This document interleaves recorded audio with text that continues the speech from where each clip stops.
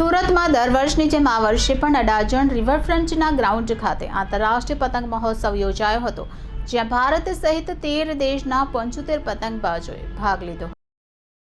રાજ્યના પ્રવાસન વિભાગ, સુરત મહાનગરપાલિકા અને જિલ્લા વહીવટીતંત્રના સંયુક્ત ઉપક્રમે આજે સુરતના અડાજણ રિવરફ્રન્ટ પાસે રિવર હટ્સ બિલ્ડિંગની સામેના ગ્રાઉન્ડ ખાતે આંતરરાષ્ટ્રીય પતંગ મહોત્સવ યોજાયો હતો. પતંગ મહોત્સવમાં આ વર્ષે 13 દેશના 34, ભારતના દિલ્હી, બિહાર, કર્ણાટક અને કેરળ રાજ્યના 11 તેમજ ગુજરાતના 30 મળી અંદાજિત કુલ 75 પતંગબાજોએ ભાગ લીધો હતો. સુરતના આંગણે દેશ વિદેશના પતંગબાજો પોતાની વિવિધ શૈલીઓ પ્રદર્શિત કરી હતી. આ સાથે સાંસ્કૃતિક કાર્યક્રમો, ગીત સંગીતના તાલે પતંગબાજોનું પરંપરાગત સ્વાગત કરવામાં આવ્યું હતું. ત્યારબાદ પતંગબાજો પતંગ ઉત્સવની ઉજવણીમાં જોડાયા હતા. પતંગબાજોની સાથે સુરતના શોખીન પતંગબાજો પણ જોડાયા હતા.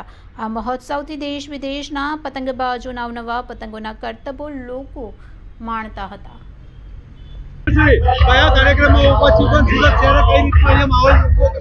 ગુજરાત સરકારના ટુરિઝમ વિભાગ દ્વારા અને સુરત મહાનગરપાલિકાના સંયુક્ત ઉપક્રમે આજે આંતરરાષ્ટ્રીય કાઇટ ફેસ્ટિવલનું આયોજન કરવામાં આવ્યું છે.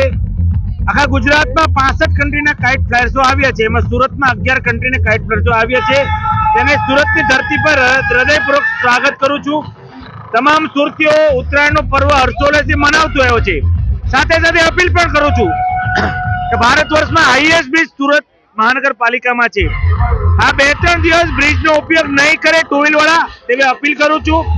પક્ષીઓનું ધ્યાન રાખે અને પોતાના હર્ષોલ્લાસમાં કોઈનું નુકસાન ના થાય તેનું ધ્યાન રાખે અને હર્ષોલ્લાસના તહેવાર મનાવે. એની હૃદયપૂર્વકની શુભકામના પાઠવું છું.